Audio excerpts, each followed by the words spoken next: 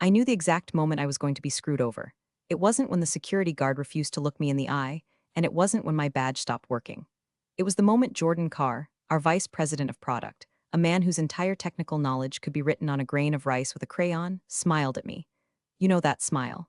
It's the shark-like grin of a man who just realized he's about to eat a very expensive meal for free. We were in the fishbowl, the glass-walled conference room on the 14th floor that overlooks the dreary gray skyline of Massachusetts.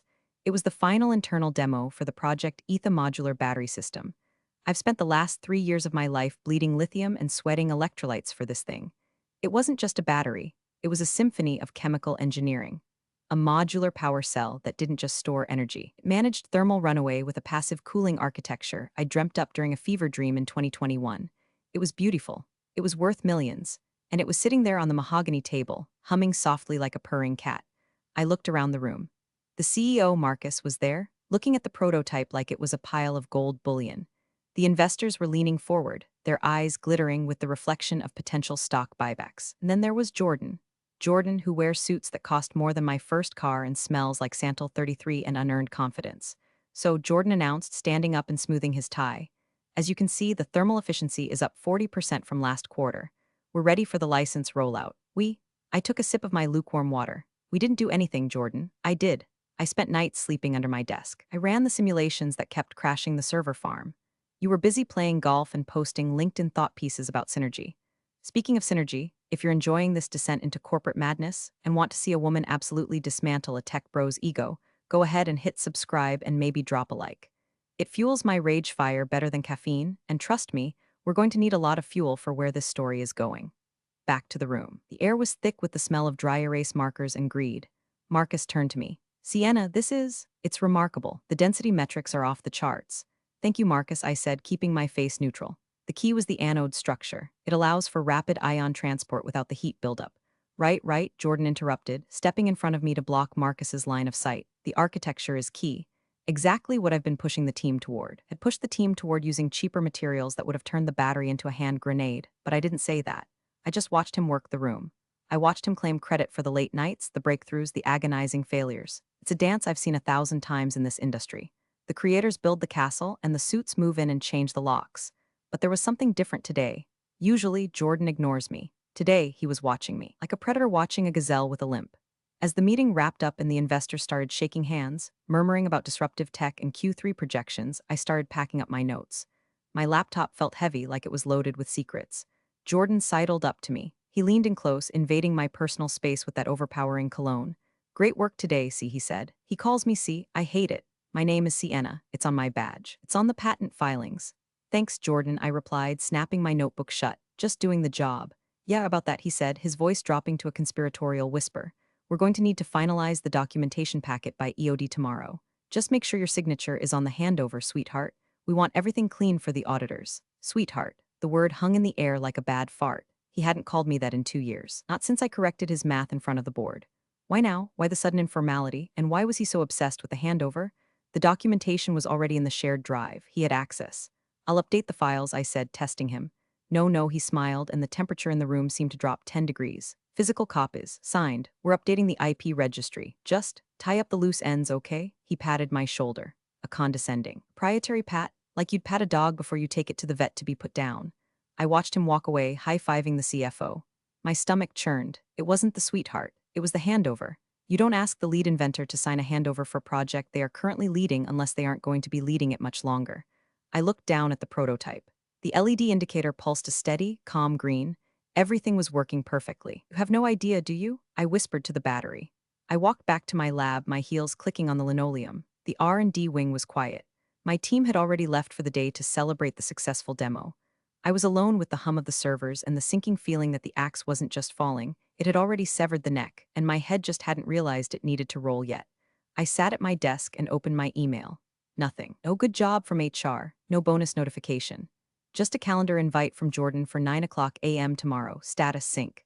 Status sync is corporate code for we're firing you, but we want to make it sound like a conversation.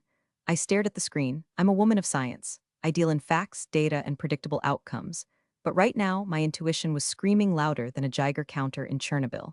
Jordan wanted the IP. He wanted the signature. And once he had it, I was going to be erased. But here's the thing about Jordan and men like him. They think they're the only ones playing the game. They think because I wear cardigans and bring my lunch in Tupperware that I'm soft. They mistake silence for submission. I didn't sign the handover papers that night. Instead, I backed up my personal hard drive. I cleared my browser history, and I waited, if they wanted a war. We're about to find out that they were fighting a nuclear physicist with a grudge. The next morning, the sky was the color of a bruised plum. Massachusetts weather always knows how to set a mood. I pulled into the parking lot at 8:45 a.m., 15 minutes early for my execution, my status sync. I walked up to the side entrance, the one near the labs that I've used every day for 7 years. I held up my badge, beep. A harsh, angry red light. I tried it again, beep. Red light. You've got to be kidding me, I muttered, shivering slightly in the morning chill. I wiped the card on my sleeve. Maybe it was just a glitch. Maybe the magnetic strip was demagnetized, or maybe Jordan Carr is a predictable hack who follows the HR playbook for cowards to the letter. I walked around to the front lobby. The glass doors slid open, and the warmth of the heater hit me, smelling of floor wax. The receptionist, sweet girl named Emily who had helped fix a flat tire for last winter, looked up. Her face went pale. She looked down at her phone, avoiding my eyes. "I'm sorry, Sienna," she whispered, her voice trembling. "They told me to call security if you arrived." "It's okay, Emily," I said softly. It wasn't her fault. She was just another cog in the machine, grinding away. 2 minutes later, a security guard named Dave, who I usually shared coffee with, waddled out from the back. He looked miserable. "I have to escort you to conference room B, Sienna," Dave grumbled, looking at his shoes. "I'm sorry. Orders." "Let's go," Dave wouldn't want to keep the firing squad waiting. We walked through the bullpen. It was dead silent. People I've worked with for a decade, people whose kids' birthdays I know, were suddenly intensely interested in their spreadsheets. The silence was loud. It was the sound of fear. They knew if they looked at me, it might catch the contagion of unemployment. Conference room B, the windowless one, of course. Jordan was there. So was Linda from HR, a woman whose smile never reached her eyes, like a shark trying to mimic a human expression. "Have a seat, Sienna," Jordan said. He didn't stand up. He was scrolling on his phone. "Let's cut the crap, Jordan," I said, remaining standing. "Why is my badge deactivated?" Linda cleared her throat. "Sienna, company is undergoing a strategic pivot. We're restructuring the R&D division to align with new synergistic goals. Unfortunately, your position has been eliminated effective immediately." "Restructuring," I repeated, the word tasting like ash. "You mean the project I just finished? The one that passed final testing yesterday? That restructuring?" "The project is moving into a maintenance phase," Jordan said, finally looking up. His eyes were dead, glossy with triumph. "Don't need a lead architect for maintenance. We need technicians, I see," I said. My heart was hammering against my ribs, but I forced my breathing to remain steady. "Inhale, exhale. So 7 years of service, 3 patents, and millions in revenue, and I'm out?" "It's at will employment, Sienna," Linda chirped, pushing a folder across the table. "We're offering a generous severance package. 2 weeks for every year of service. Standard NDA, standard non-compete." Looked at the folder, the hush money packet, and my personal files, I asked. "My notebooks, the prototypes on my desk, company property," Jordan interjected quickly. Too quickly. "Everything created on company time, using company resources, belongs to us. It's in your contract, you know the drill." "What about the handover paperwork you asked for yesterday?" I asked, locking eyes with him. "We'll handle it internally," Jordan smirked. "Since you're no longer an employee. Your signature isn't required anymore. We have the files. We have the tech. We'll take it from here." There it was. The confession. He didn't need me to sign it over if he simply fired me and claimed blanket ownership. He thought he was being clever. He thought he had found a loophole. He was going to take my name off the patent application, slap his own on it as project lead, and ride my genius all the way to a C-suite promotion. "I want a copy of my original employment agreement included in my exit file," I said. My voice sounded strange to my own ears, distant, robotic. Jordan laughed. A short, barking sound. "Why, it's standard boilerplate. You signed it 10 years ago. I want it for my records," I insisted. "Fine," Linda sighed, typing something into her laptop. "I'll email it to your personal address along with the termination letter." "Do it now," I said. "Excuse me?" Jordan bristled. "Do it now, before I leave the building. I want to see the notification on my phone." Jordan rolled his eyes. "Jesus, Sienna, you're being dramatic. Just send it, Linda, so we can get her out of here." Linda tapped a few keys. Ping. My phone buzzed in my pocket. "Received," I said. I picked up the severance folder. I didn't open it. "I assume Dave is waiting to walk me out." "He is," Jordan said, leaning back in his chair, hands behind his head. "Good luck, Sienna. Maybe you can find a teaching gig. I hear high schools are desperate for science teachers." The insult was meant to sting. It was meant to belittle me, to reduce me from inventor to failed academic. But all I felt was a cold, crystallizing clarity. He thought he had won. He thought he had stripped me of everything: my job, my project, my dignity. I turned to the door. I didn't slam it. I didn't scream. I didn't cry. I walked out with the precision of a clock mechanism. As Dave escorted me to the parking lot, past the dumpster where my career was supposedly rotting, I gripped my phone tight. Jordan Carr had made a critical error in his calculations. He assumed that because I was quiet, I was passive. He assumed that because I was a woman in her 40s, I was grateful just to be in the room. He forgot that I'm an engineer. And the first rule of engineering is always check the specs, especially the specs you wrote yourself. To understand how Jordan Carr just signed his own death warrant, we have to travel back in time. 10 years to be exact. I wasn't the hardened, cynical veteran I am now. I was younger, hungrier, and working for a chaotic startup called Voltaic Solutions that was being acquired by the massive conglomerate I just got fired from. Acquisitions are messy. It's like a marriage where both families hate each other and are fighting over the wedding registry. There were lawyers everywhere, suits flying back and forth, equity being diluted, and promises being broken. They wanted me bad. I was the talent. The acquisition was contingent on retaining the core engineering team. I sat in a conference room much like the one I was just kicked out of. But back then, the table was covered in pizza boxes and half-empty Red Bulls. Hiring manager was a guy named Rick. Rick was nice, but he was overwhelmed. The legal team from the parent company was throwing contracts at us like confetti. Standard employment agreement, IP assignment protocol, non-disclosure agreement. Most of my colleagues just signed.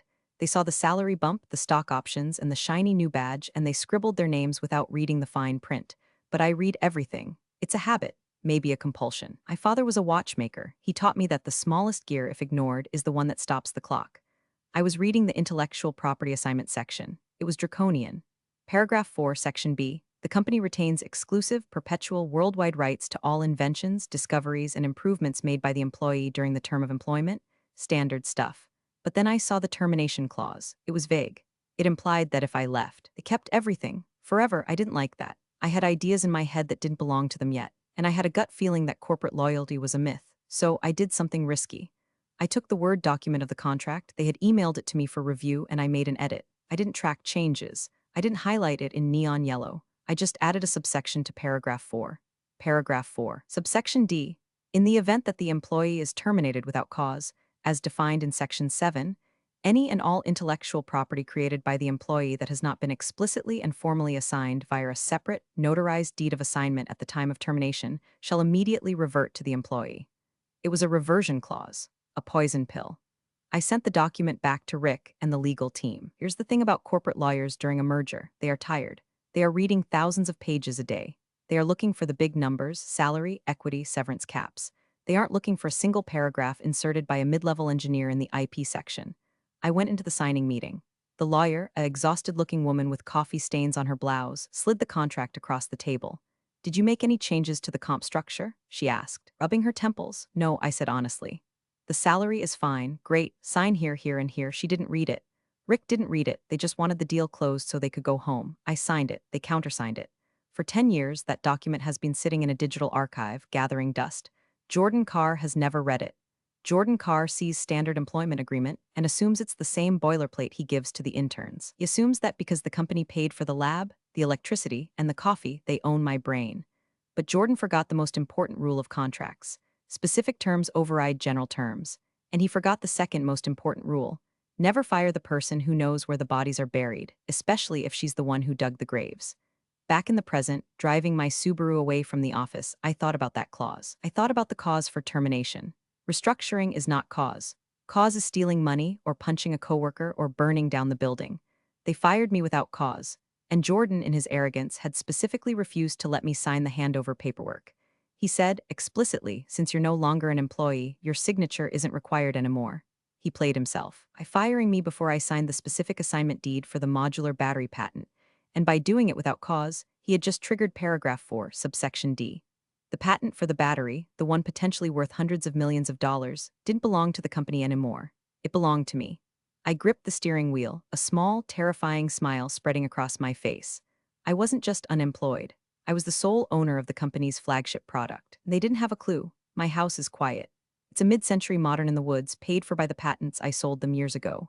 It's clean, organized, and devoid of live, laugh, love signs. Instead, I have framed schematics of the Apollo guidance computer.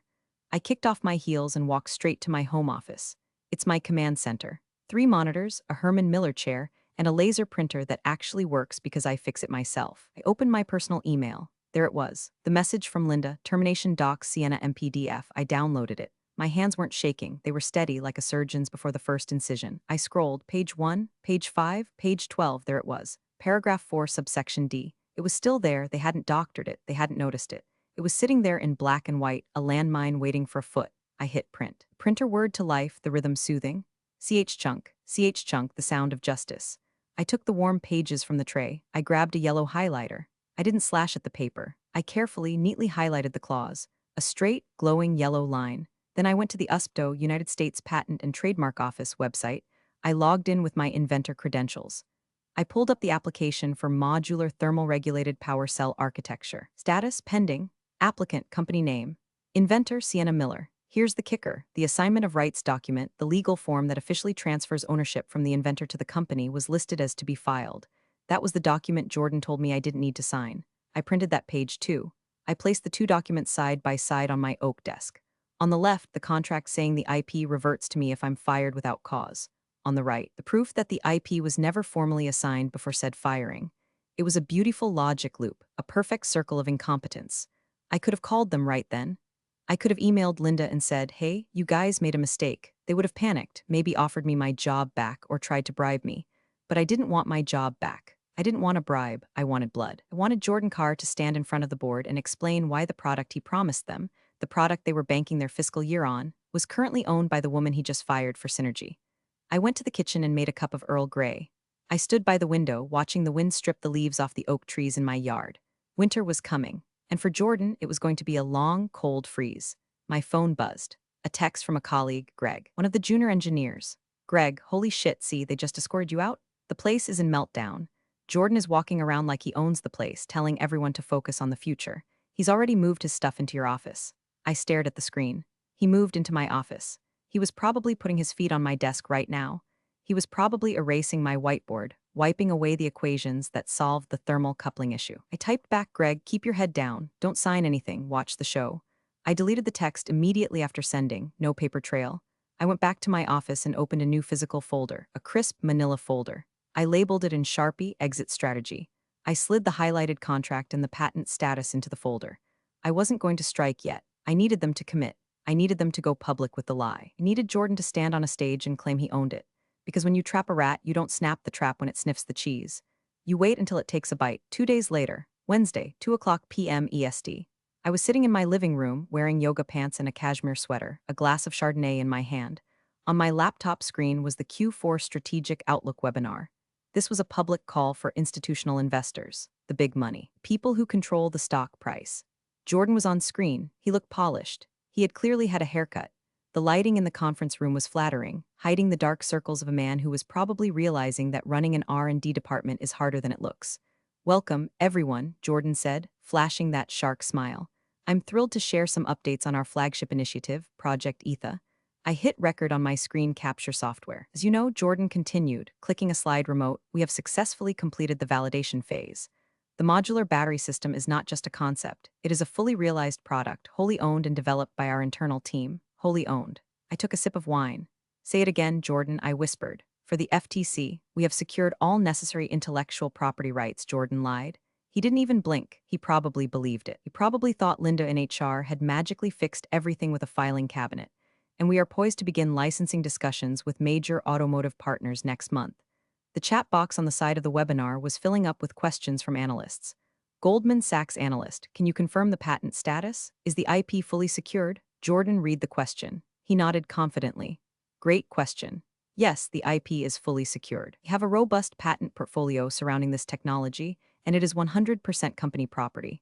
Gotcha. He just made a material misrepresentation to investors. That's not just a firing offense. That's go to jail territory. That's SEC investigation territory. He was selling a house he didn't own. I watched him wax poetic about my thermal cooling system. He used words like proprietary algorithm and vertical integration. He was butchering the science, confusing voltage with amperage at one point, but the suits didn't care. They saw dollar signs. "We expect this product line to add $40 million to our EBITDA by next year," Jordan concluded. The stock ticker at the bottom of the screen showed a little jump. The market liked the lie. I stopped the recording. I saved the file as Jordan lies to investors MP4. I felt a strange mix of emotions. Part of me was sickened. This was my work, my baby, being paraded around by a stepfather who beat it. But the other part of me, the cold, calculating part, was thrilled. He had crossed the Rubicon. There was no going back now. If I had revealed the clause before this call, they could have spun it. They could have delayed the call. They could have negotiated. But now they were on the hook for securities fraud if they didn't deliver the IP. and they couldn't deliver the IP because they fired the owner. I closed the laptop. I walked to the kitchen and rinsed my wine glass. It was time to send the mail, not an email. An email can be deleted. An email can be ignored. I needed something physical, something that had to be signed for, something that would sit on a desk like a ticking bomb. I went to my exit strategy folder. I added one more document, a cover letter, to Legal Department and CEO from Sienna Millery. Notice of patent reversion, immediate action required. I kept it brief. I didn't use emotional language. I didn't use sarcasm. I used the language of the contract. Pursuant to paragraph 4, subsection D of my employment agreement dated date, and following my termination without cause on date, please be advised that all intellectual property rights regarding the modular thermal-regulated power cell architecture have reverted to the undersigned. You are hereby ordered to cease and desist all commercialization, licensing, and representation of ownership regarding this technology. I signed it with my favorite pen. The ink flowed dark and permanent. I put it all in a stiff cardboard envelope. Tomorrow, I would go to the post office. I would pay for certified mail, return receipt requested, and then I would wait for the explosion. The post office in my town is a small brick building that smells like old glue and damp wool. It's run by a woman named Barb who knows everyone's business. Morning, Sienna, Barb said, peering over her glasses. You're not at work today? Taking a little break, Barb, I said, sliding the envelope across the counter. Need this sent certified. Priority. Return receipt. Barb weighed it. She slapped the green sticker on it. Important stuff? She asked. You could say that. I smiled. Just some legal housekeeping. That'll be $8.45. I paid. I watched her toss it into the outgoing bin. That envelope contained the pin to a grenade, and I had just pulled it 2 days later, Friday. I knew exactly when the letter arrived because I got the digital notification on my phone delivered to front desk. Signed for reception. Emily signed for it. She would put it in the interoffice mail. It would travel up the elevator. It would land on the general counsel's desk around 11 o'clock a.m. I sat at my kitchen table staring at my phone. 11:15 a.m., nothing. 11:30 a.m., nothing. 11:45 a.m., my phone rang. It wasn't the company, it was Greg again. Greg, hey, are you okay? Something weird is happening. Me, what kind of weird? Greg, legal just stormed into the R&D wing. They're seizing hard drives. They just kicked Jordan out of his office, well, your old office. He looks like he's gonna throw up. A slow, warm satisfaction spread through my chest. Me, interesting, keep me posted. 10 minutes later, my phone rang again. Unknown number. I let it go to voicemail. It rang again immediately. Unknown number. I let it go to voicemail. Third time. Now it was the personal cell number of the general counsel, a man named Sterling who I had met maybe twice in 10 years. I picked up. This is Sienna. Sienna, this is Sterling from legal. His voice was tight, breathless. He sounded like he was running. We received your letter. I assumed you would, I said, picking at a loose thread on my sweater. Sienna, there must be a misunderstanding. The clause you referenced, it's highly irregular. Is it? I asked innocently. It's in the contract. You have a copy. I sent you a copy. Yes, well, he stammered. We need to discuss this. We need to meet. Immediately. I'm not an employee, Sterling, I said. I don't have to meet with you immediately. I'm actually quite busy. Sienna, please, this is serious. We have investors. We have the board. I know, I said, my voice dropping to 0 degrees Kelvin. I watched the webinar. Wholly owned, right? That's what Jordan said. Silence on the other end, dead. Heavy silence. He knew that I knew. What do you want? Sterling asked. The arrogance was gone. It was just fear now. I want Jordan to know, I said. I want you to explain it to him. Slowly, use small words. Sienna, I'll be in touch regarding licensing terms next week, I said. Until then, if you touch my patent, I'll sue you for infringement in federal court. Have a nice weekend, Sterling. I hung up. I blocked his number. I imagined the scene in the boardroom. Yelling, the finger pointing. The frantic calls to outside counsel asking if the clause was enforceable. Spoiler, it is. I had a lawyer friend check it in 2015. They were scrambling. They were realizing that they had built a skyscraper on land they didn't own, and the landlord just showed up with a bulldozer. But I wasn't done. The private panic wasn't enough. Jordan needed public consequences. I opened my laptop again. I opened Proton Mail, secure. Encrypted email. I had drafted a message to a reporter at TechCrunch, a reporter who loves exposing corporate fraud. Subject, exclusive, company name falsifies IP ownership in major tech rollout. Attached, the recording of the webinar, the contract, the termination letter, the patent status. I hovered the mouse over the send button. For the handover, I whispered, click. You know what the modern version of the Roman Colosseum is. It's a Slack channel during a corporate crisis. I obviously didn't have access to the company Slack anymore, but Greg did. And Greg, bless his chaotic heart, was FaceTiming me from his car in the parking lot because he couldn't handle the vibes inside. It's a bloodbath, see, Greg said, holding his phone with shaking hands. Marcus, the CEO, flew in from New York on the chopper. I saw him land. He looked like he wanted to murder someone. Is Jordan still in the building? Asked, putting my phone on speaker while I watered my plants. Jordan is in the boardroom. They've been in there for 2 hours. Sterling is there. The CFO is there. I heard yelling through the soundproof glass, like actual screaming. What are people doing? Nothing, absolutely nothing. Everyone is just sitting at their desks pretending to work, but we're all just waiting for the explosion. Oh, and the stock. Have you checked the stock? I hadn't. I pulled up the ticker on my iPad. Down 12% in the last hour. The TechCrunch article had dropped. Breaking, tech giant accused of IP theft and securities fraud regarding flagship battery project.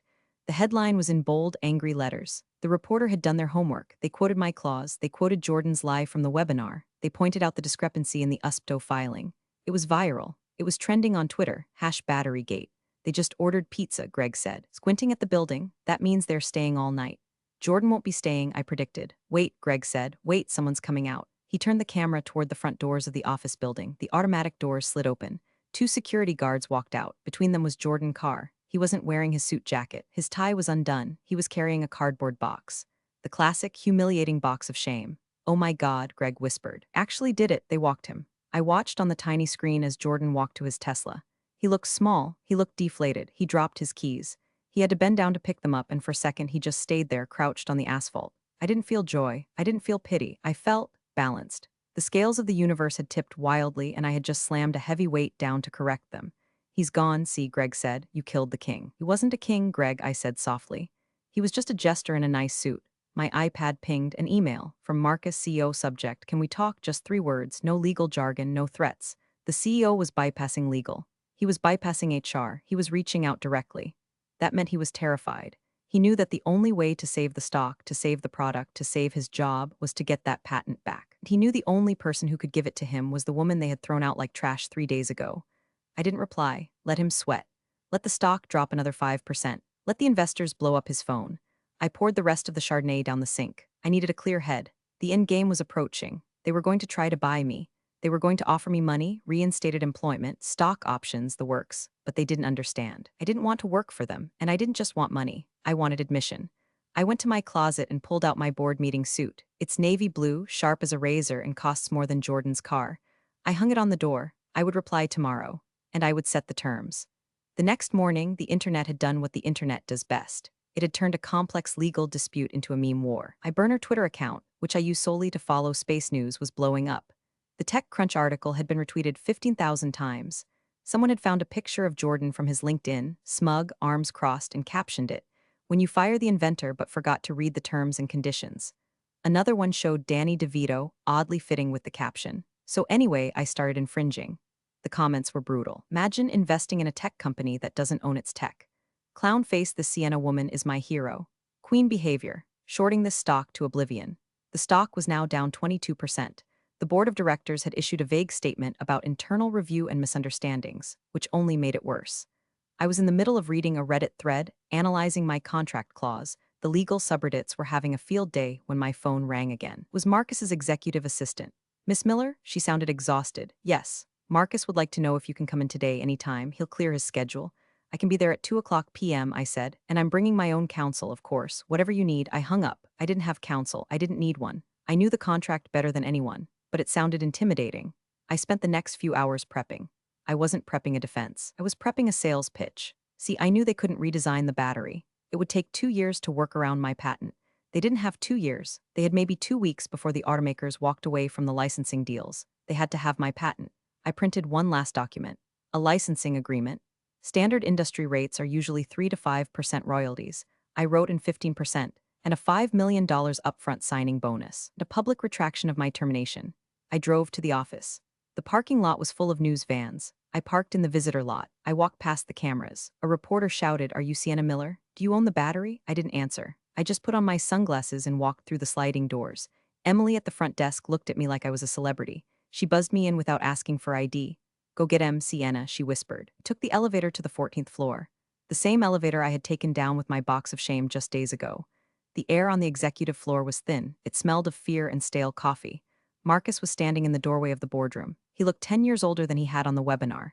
"Sienna," he said, extending a hand. "Thank you for coming. I didn't shake it, shall we?" I gestured to the room. We walked in. Sterling Legal was there. The CFO was there. Jordan's empty chair was glaringly obvious. I sat at the head of the table. "Let's keep this simple," I said, placing my folder on the table. The sound echoed in the silent room. "You have a product you can't sell. I have a patent I don't need. We have a supply and demand issue." Marcus sighed, rubbing his face. "Sienna, look, Jordan made a mistake, a grave mistake. He's been terminated for cause. We want to make this right." We want you back leading the team. No, I said. We'll double your salary. No, triple. Marcus, I said, leaning forward, you're not listening. I don't work here anymore. I am an independent entity. You are a client. I slid the licensing agreement across the table. These are my terms to license my technology to your company. Sterling picked up the paper, his eyes widened as he read the numbers. 15%, he choked out. That's extortionate. Standard is 5%. Standard is for employees who didn't get fired for succeeding, I said. 15% is the asshole tax. Marcus looked at Sterling. Do we have a choice? Sterling looked at the paper, then at me, then at the patent filing I had laid out. Technically, Sterling hesitated. No, if she walks, the product is dead. We'd have to restate earnings. The class action lawsuits alone would bankrupt us. Marcus closed his eyes. He took a deep breath. Fine, he whispered. I need that in writing, I said. And I need the upfront payment wired by EOD. Fine, and one more thing, I said. What? Marcus snapped, losing his cool for a second. I want Jordan's office chair, the Herman Miller one. He took mine when he moved in. Marcus looked at me, bewildered. Then a hysterical little laugh escaped his lips.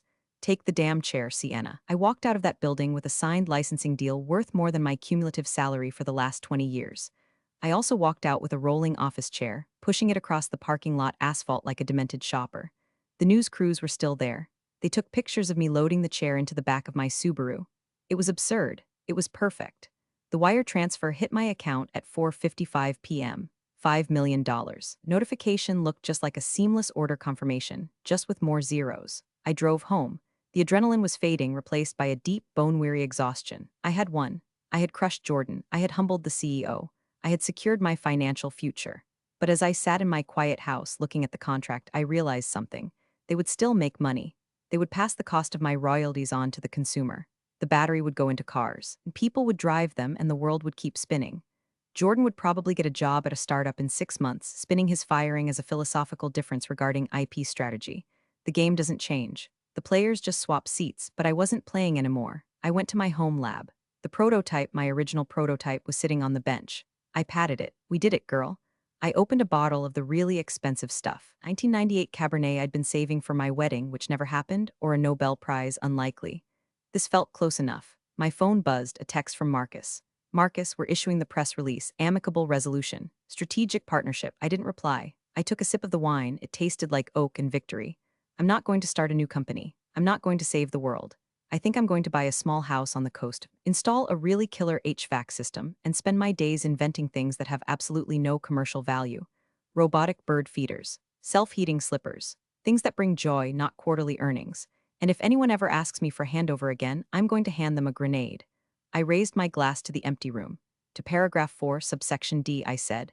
Then I blocked Marcus's number, turned off my phone, and listened to the silence. It was the most expensive silence in the world, and I owned every second of it. Real power doesn't announce itself, it quietly secures its position. Sienna's meticulous planning and that hidden clause completely upended their corporate greed. It's a sharp reminder to always read the fine print, and that true competence speaks louder than any title. Appreciate you all for sticking through this one. See you in the next story.